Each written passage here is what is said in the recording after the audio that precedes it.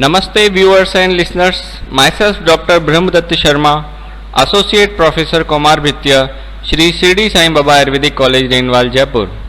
Today I am going to talk about a genetical disorder, sickle cell anemia.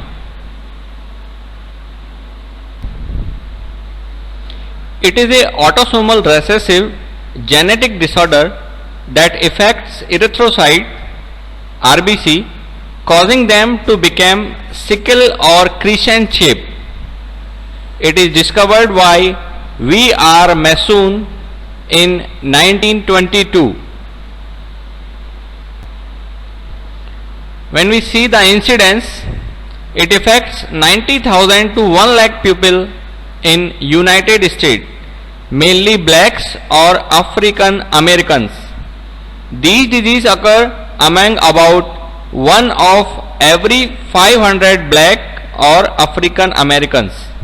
In India, increasingly detected in some part as Odisha, Maharashtra, Bahushalis and Buddhist.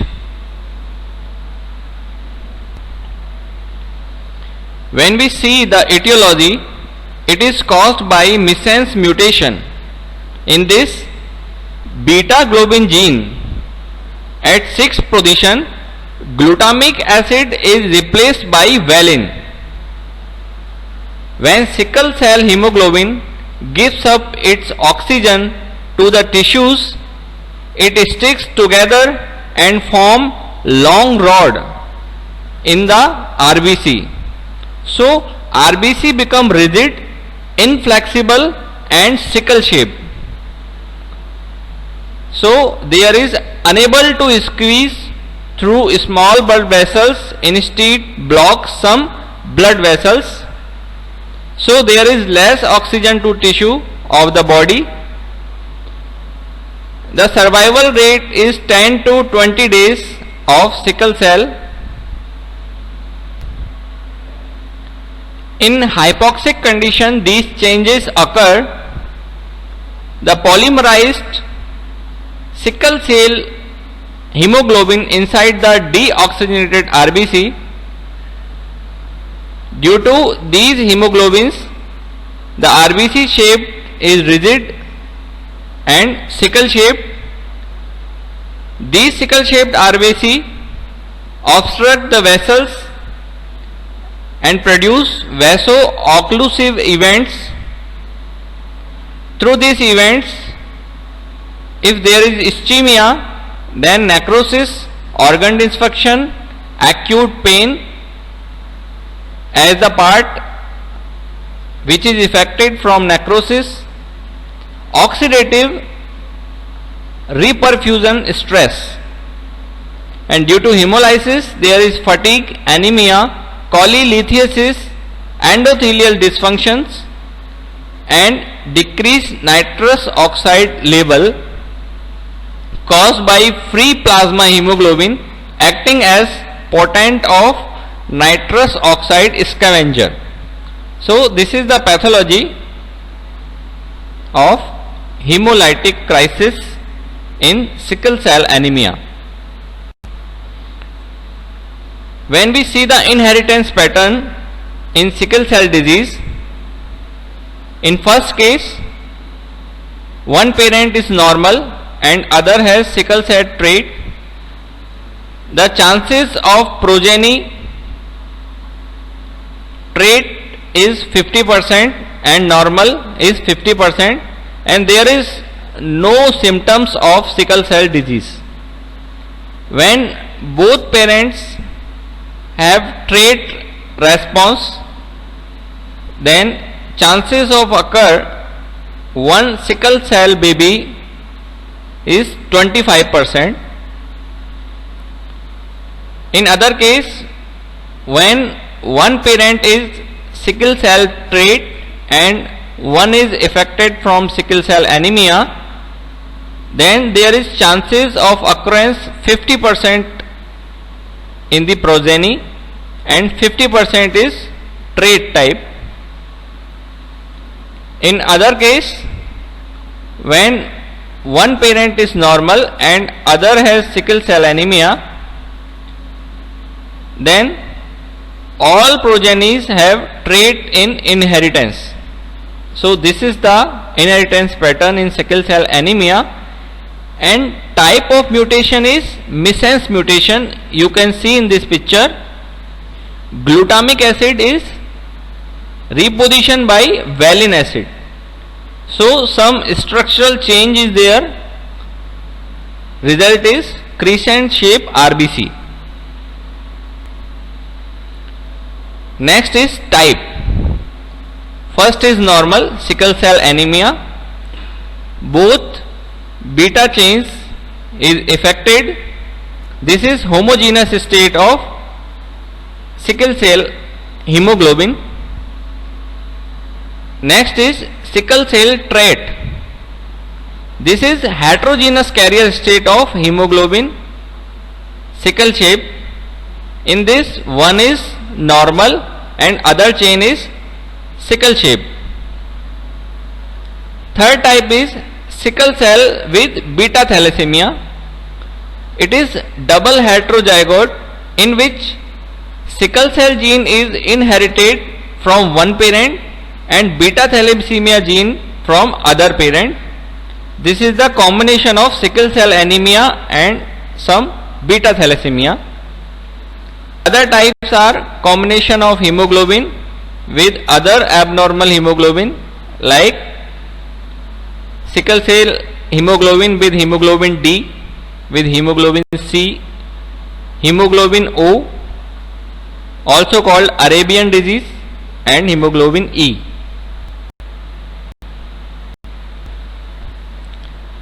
Next important things are sign and symptoms. The first common sign is anemia. It is universally present and chronic and hemolytic in nature. Other important sign is acute and chronic pain. It is the most common clinical manifestation of sickle cell disease in any body part. Depends the condition of vaso-occlusion, where the vaso-occlusion occurs. The long bone of the extremities are often involved, often due to bone marrow infraction. Next is splenic involvement. The onset of life-threatening anemia with rapid enlargement of spleen, because there are more destruction of RBCs, so spleen size is increased. Next most common thing is infection. In infection, encapsulated respiratory bacteria, particularly Streptococcus pneumonia, and in adults, gram-negative organism, especially Salmonella. Dactylitis is classical features of sickle disease. This is painful swelling of hands and feet, especially fingers. There is growth retardation and delayed puberty in teenagers. In ophthalmologic involvement, there is ptosis, retinal vascular changes, proliferative retinitis, and in last, blindness may be there.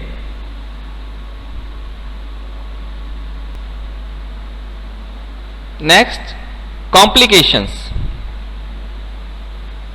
First complication is stroke. Sign of stroke includes seizures, weakness or numbness of your arms and legs, sudden speech difficulty and loss of consciousness. It is the primary sign of stroke. Next is acute chest syndrome. It includes pain, fever and difficulty in breathing. Next, pulmonary hypertension, skin ulcers especially on leg, gallstone due to hemolysis there is excess bilirubin production. Next, priapism. In later age, men may experience painful long-lasting erection of penis, not in children. Diagnosis through peripheral smear, we can see sickle cell RBCs in this. Next important test is sickling test. In this, RBC is tested in low oxygen tension. HB electrophoresis for confirmational diagnosis. Polymerase chain reaction for see the mutation and gene. Other tests according to complication and symptoms like CBC, LFT, RFT. In imaging study, CT scan, MRI and ultrasonography should be done. Next is management. In management, antibiotic. In antibiotic, penicillin start from 2 months of age and continue it to at least 5 years, because there is chances of recurrent infection like pneumonia. So antibiotics should be prescribed daily. Vaccination, especially pneumococcal and influenza.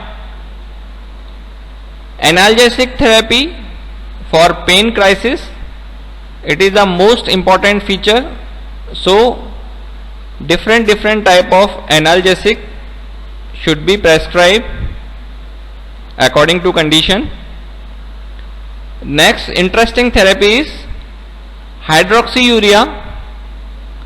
When taken daily, it reduces the frequency of painful crisis and might reduce the need of blood transfusion and hospitalization. Blood transfusion in severe cases, mainly RBC transfusion. It also have adverse effect like recurrent infections and iron overload. Next therapy is nitric oxide. It keep blood vessel open and reduce the thickness of RBC. Next is bone marrow or stem cell transplant. Replacing bone marrow affecting by sickle cell anemia with healthy bone marrow from the donor, but it is not a very simple method. It is also very difficult method and may cause death of the patient. Other experimental therapy is gene therapy. It is also famous, but now in preterm phase. Prevention, screening through chorionic villi sampling, amniocentesis and chordocentesis. Daily penicillin for newborn babies with the disease at least for 5 years. Children aged under 2 years should make frequent visit to a doctor, and children older than 2 years or adults should see a doctor at least once in a year for regular checkup. Thank you very much. Please like and subscribe my channel for other pediatric information. Thank you.